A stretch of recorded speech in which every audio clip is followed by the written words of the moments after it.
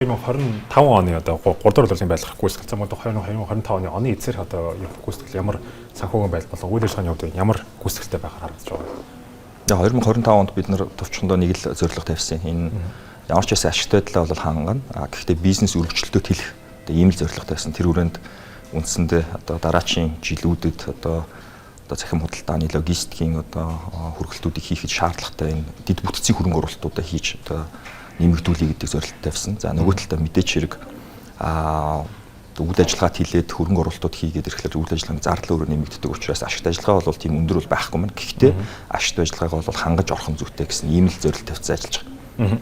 Тэгэхээр харцах юм бол 2025 оны 2 дугаар хагшилын тайлбар сүүлийн хэлсэн арах бол ашигт ажиллагааны өмнөх нас нэлээдгүй сайжирсан маш харагдаж байна. Тэгэхээр энэ бол үйл ажиллагаа нэлээдгүй хэрэг төвчний явж харж болох болоо. Яг нөгөө нэг цэвэр ашигын түвшинд бол зарим онуудаас өмнөх онуудаас бага байгаа. Гол асуудал үндсэн үйл ажиллагаан дээрээс ашигтай ажиллаж байгаа одоо зүйл бол айгүй чухал. Яг л бид нар бас тодорхой хэмжээний үндсэн бус үйл ажиллагаанаас өмнө бол одоо орлого ашигаа нөхөд явдаг байсан. Тэгэхээр нэгсэнд одоо мянган ажилтан маань хийж байгаа ажилласаа одоо нөгөө нэг одоо үйл ажиллагаа маань сайжирч байна гэдэг нь бол сайн үзүүлэлттэй л гэж бид нараад. Тэгэхээр мэдээж сүүлийн жилүүдэд захин бодолтой мэдээж сүүлийн Монгол бас нэлээд дэлгэрч багш болж байна. Тэгэхээр Монгол шуудан компаниуд ямар захин бодолтон дээр ямар түн шууд байгуулсан бол мөн түншлэн захин бодлоо өргөжлөөр компани үйл ажиллагааны ямар төлөв үзүүлсэн. Яг мэдээч хэрэг нөгөө уламжлалт шуудангийн одоо үйлчлэгээ бүтээгдэхүүн бол буурчж байгаа тийм ээ. Нэвлэл явахуулж байгаа, бичиг захидлын явахуулж байгаа. За энэ хооронд бол парсел гэж ярьдаг одоо энэ илгээмж буюу захин худалдааны одоо гадаад сайтаас Монгол эрхлэгчдийн захиас энэ одоо шуудан илгээмжийг одоо хүргэхтэл тал дээр бол бид нар голчлон ажилласан. За энэ жил бол бид нар тодорхой одоо гадны сайтуудтай холбогдох ийм ажлуудыг бол хөрвүүлсэн. За мэдээч хэрэг хамгийн ихнийх нь бол Хятад Бүгд найрамд Хятад улсын захин худалдааны сайтуудтай холбогдох ажлууд хийгдсэн. За Монгол улсад аль биесээр анх удаа Тему бол одоо жилийн өмнөөс бол нэвтэрснийг бол та бүхэн мэдж байгаа. За тэрний хүргэлтийг бол бид нараас хийгээд эхэлсэн байж байгаа. За сүүлд бол бид нар Хятадын дотоодын захин худалдаанаас бас Монгол эрхлэгчид өмнө авдаг байсан. 90 хүртэл аваад 90-ээс нааш алтан босоор орж ирдэг байсан бол за Хятадд бас тодорхой хэмжээний нэг айлын экспортын одоо гормын гэдэг юм уу өөрчлөлт ороод бүх одоо энэ гарч байгаа жижиг одоо бараа бүтээгдэхүүн бүртгэлтэй болгож ирсэн. Тэр алтан шугам руу орчиж.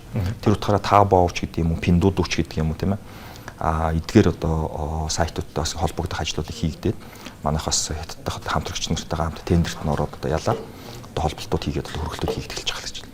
Тэгэхээр та мэдээж энэ оны онцлог одоо үйл ажиллагааны харахад энэ хөрөнгө оруулалт нэлээд дэд бүтцийн хөрөнгө оруулалт нэлээд анхаарсан гэж хэлсэн байна шүү дээ. Тэгэхээр эднээсээс ер нь онцлог ямар хаана ямар хөрөнгө оруулалт хийсэн бол тань дэлгэр хөнгө ярьж чадлаа.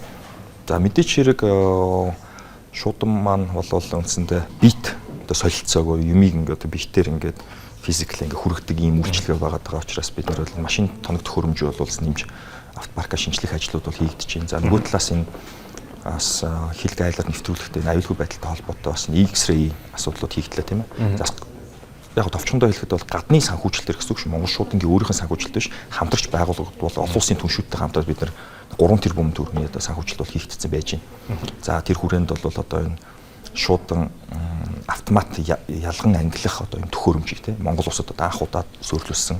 За энэ одоо юу болж байгаа вэ гэхээр өмнө одоо гараараа ялгадаг байсан зүйлүүд одоо арилж ийн гэсэн үг. Автоматар жингийн одоо хэмждэг. За серверт мэдээллийн дамжуулдаг 48 одоо зам руу ингээ ялгадаг. За энэ бол бүтээмжийг бол одоо 3 дахин нэмэгдүүлж хөдөлмөрийн одоо зардлыг бол 2 дахин бууруулсан юм үзүүлэлт бол болсон. За энэ бол бас онцлог бас хөрөнгө оруулалтын нэг. За энэ оны сүүлээр бол бид нар бас энэ ухаалаг шуудангийн хайрцагуудыг бас Монгол улсад нэлээд хүртээмжтэйгээр одоо байршуулахаар ингээд түншүүдтэй хамтраад эхэлсэн. Эхний ээлжинд одоо он дуусгаад бол 30 тест нь хийгдчихэв. Хагас жилдээ бид нэг 200 хийгээд 3 жилдээ нэг 2000-ыг одоо байршуулна гэсэн төлөвлөлт тавьж байна. Тэгэхээр энэ байдлаар Америкийн улс болон Хятад улсууд худалдааны дамжуулалт бүх улсууд анхаарал тавьдаг байсан шүү дээ. Тэгэхээр энэ бол мэдээж одоо Тевер логистик шуудангийн компаниуд бол ямар нөлөөлт тавьсан бол сөрөг нөлөөт тавьсан гэх юм бол нөлөө нь арай харьцангуй бага харагдсан Монгол улсын шуудангийн компани. Яг Монгол улсын хувьд бол харьцангуй эерэг талдаа харагдаж байгаа. Яагаад вэ гэхээр одоо шуудан илгээмж орж ирэх тал дээр гэж хэлээ л дээ. Ер нь л яг Трамп ерөнхийлөгч гарч ирсэн дандаа худалдааны дайм болж идэг те. Үндсэндээ юу болж исэн бэ гэхээр Хятад улс маань өөрөө дэлхийн одоо захин худалдааны экспортын 60% гэдэг гэсэн. Хятадаас бусад орнууд руу гардаг гэсэн. Тэгэхээр Америкийн нэгдсэн улс одоо шуудангийн шугамар одоо орж ирээ татвараас татврын хөнгөлт аваад татвар төлдөггүй ийм байдлыг бол зогсоох одоо Трамп ерөнхийлөгч юм бол одоо гүйцэтгэх одоо тушаалууд бол гарч эхэлсэн. Энэ оны одоо 2 сард бол тодорхой хэмжээгээр одоо бараа агуулсан шууданг бол бид нар татвар авна гэдэг ийм дүрм гаргасан. За дээрээс 8 сард бас нэг өөрчлөлт орсон байж байгаа. Энэ бол 8 сард нэлээдгүй томоохон өөрчлөлт орсон. Ер нь энэ de minimis гэж ярьд юм л да. Энэ татвар руу ордог энэ зүйлсүүдийг бүгдийг ер нь татвартай болгоно гэдэг шийдвэр гаргацсан. Тэгэнгუთ үндсэндээ Америк нэгдсэн улс руу очдог захин худалдааны шуудангийн шугамар очдог.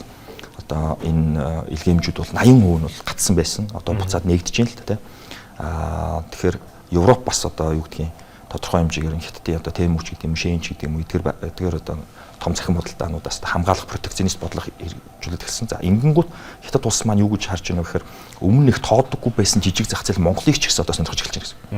Тэр утгаараа одоо юу гэдгийг тэмүү, за магадгүй шээн, за энэ Taobao энэ төр ер нь л аль болох нэг экспортол хийж явах хэрэгтэй гэдэг учраас Монгол руу бас орж ирэх юм одоо тренд бол харагдаж байна. За энэ дээр Монгол улс одоо бэлэн үгүй гэдэг дээр бас бид нараас нэг эргэж харах асуудлууд бол зөндөө байж байна. Төв Азийн улсууд бол энэ дээр нэлээд сайн зохицуултууд бол хийгээд эхэлсэн.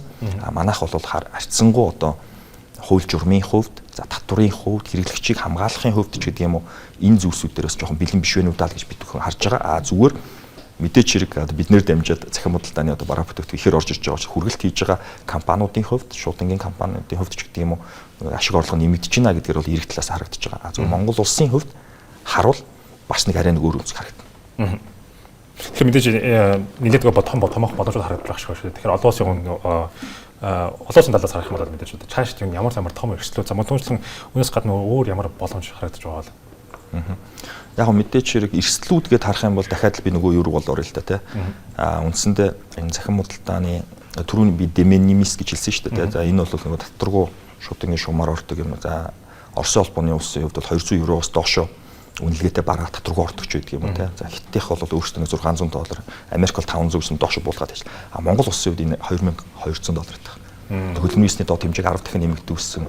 Одоо 792 мянган төгрөг арга төржүүлэхээр нэг 7 саяд зүгээр $2200 хүртэл бараа бүтээгдэхүүн шуудангийн ирэх авсан байгууллагуудаар дамжиж татваргүй орчиж. За энэ өөрөө юу харж байна гэхээр магадгүй одоо Монгол улсын өөрсдөө үйлдвэрлэж чаддаг жижиг дунд үйлдвэрлэлийг яаж хамгаалах юм ч гэдэг юм ба. За дээрэс нь захин худалдаа ингээд эрчимтэй ороод ирэхээр захин лөөр төртүүл яах юм ч гэдэг юм уу. За фейк гэдэг юм одоо хурамч бараа орж ирэх юм хэрэглэгчийн ирэх шиг яаж хамгаалах юм бэ гэдэг ийм эрсдлүүд бол харагдаж байгаа. За энэ дэр Төв Аз одоо Казахстан ч гэдэг юм Узбекистан бол тухайн захин худалдааны байгууллагыг арилжааны шин чанартай байгуулга учраас тухайн улстай бүртгэлтэй болгоод татвараа төлөөд за альва одоо хэрэглэгчдэд эрсдэл аюул гарах юм бол тэрийг шийдвэрлэдэг ийм арга замаар хийж байгаа. За нөгөө талдаа боломжууд гэдээ ярьж байгаа шүү. За мэдээч хэрэг мэдээж Монгол улс газар зүүн байршлахаа хувьд бол энэ хоёр улсынхаа хооронд бол энэ транзит тээврийн үйлчлэгийг бол бид нар 2016 оноос явуулаад эхэлсэн. За энэ дээр бас тодорхой боломжууд бол гарч ирэх юм болов уу гэж бид нар харж байна. Яагаад тэгэхээр одоо мэдээч хэрэг одоо геополитикийн нөхцөл байдалтай холбоотойгоор Орос Хятадын худалдааны эргэлт бол өнгөрсөн жил за би буруу санаа бол $243 тэрбум гэж дээдсэгтэй өрсөн. Тэгэхээр энэ чиглэл манжураар гэдэг юм уу Казахстанаар гэдэг юм Монголоор гэдэг юм аль хэсгээр нь явж байгаа. Тэгэхээр энэ Монголоор явж байхдаа захин худалдаа өөрөө нь худалдааны тодорхой нэг хэсэг болцсон байж байгаа учраас энэ дээр бид нар бас томоохон боломжууд байгаа юм байна гэдэг зүйлийг харж байгаа. Тэгэхээр Монгол шуудангийн компаниас сүүлд Дубай хотод бас одоо дэлхийн шуудангийн конгресст орцоод ирсэн байна. Тэгэхээр Монгол улсаас ер нь ямар хэмжээнд оролцоод орцсон бол үйл ажиллагаанаас ер нь онцлог зүйл юу харагдсан? Яг дэлхийн шуудан холбооны байгууллага гэдэг бол засгийн газар хоорондын байгууллага. Нэгдсэн үндэсний төрөлцсөн байгууллага. Монгол улсын засгийн газар гишүүн гэсэн. За түүнд бусад орны одоо шуудангийн байгууллагуудад томилогцсон операторуудад шуудан солилцоог хийх Монголын иргэдэд одоо энэ шуудангийн одоо үндсэн үйлчлэгийг энэ үзүүлэх үүргийг төрүүлээд төрийн өмнөөс Монгол шуудан үлдээдэг ийм багт. За 1963 онд бол Монгол улс иссэн. За одоо 62 жилийн түүхэнд анхудаа бид нар маш өргөн бүрэлдэхүүнээр оролцлоо. Энэ бол Монгол шуудан биш Монгол улс оролцсон гэсэн. За яагаад бид нар энэ удаа ингэж оролцсон бэ гэхээр Монгол шуудан компани хувьд өнгөрсөн 1 жилийн хугацаанд бол олон улсын хамтын ажиллагааг нэлээд өргөжүүлсэн. Тэгжиж нэг боломжуудыг авна. За энэ удаа бид нар бас чуулган 4 жилд нэг удаа болдог бол одоо чуулганаас чуулганы хооронд одоо эрх бүхий байгууллага governing body гэдэг юм шуудангийн үйл ажиллагааны зөвлөл за гэж байдаг. За тэр шуудангийн үйл ажиллагааны зөвлөлд бид нар анх удаа 192 орноос одоо сонгуульд өрсөлдсөн юм зөв болсон. За маш эрэг за бид нар шуудангийн үйл ажиллагааны зөвлөлтөө бол ийм privileged observer status буюу одоо онцгой ажиглагчийн статусаар бол авсан. Тэгээд энд бол Монгол улс одоо ажлын хэсэгт оролцох бодлого боловсруулахад оролцох гэдэг юм нэлээдгүй зүйлсүүдийг бол олж авсан байж байгаа. За өнгөрсөн 1 жилийн хугацаанд Монгол улсын хувьд энэ дэлхийн шуудын холбооны байгууллагын үйл ажиллагааг дэмжиж Монгол улсад хоёр ч том арга хэмжээ хийсэн байж байгаа. Үүнийг бас дэлхийн шуудын холбооны байгууллага үнэлж эргүүлээд Монгол улсад Монгол улсын шуудангийн салбарт хөрөнгө оруулалтыг хийх, төслийн санхүүжилтүүдийг хийх, төсөл хөтөлбөрүүдийг хэрэгжүүлэх тэр өргөн боломжууд бол нэмэгдэж байна.